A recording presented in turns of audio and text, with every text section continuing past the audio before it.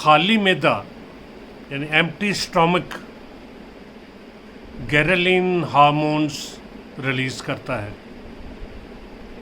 और गैरेलिन हार्मोन्स जब मैदा खाली हो तो वो ब्रेन को मैसेज रिलीज़ करते हैं कि अब खाने का वक्त हुआ चाहता है।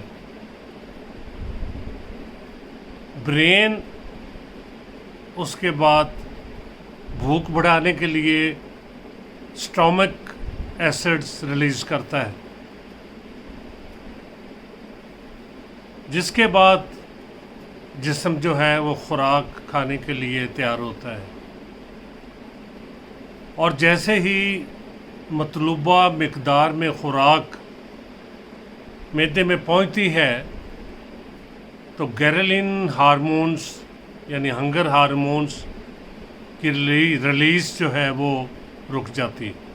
अब खुराक मौजूद नहीं होती मैदे में या भूख की कंडीशन होती है तो उस वक़्त जिस्म में मौजूद शुगर को बॉडी कंज्यूम करती है, और भूख बढ़ाने के लिए खा वो बच्चे की भूख हो या बड़े की भूख हो, होम्योपैथी में बहुत बेहतरीन अद्वियात हैं।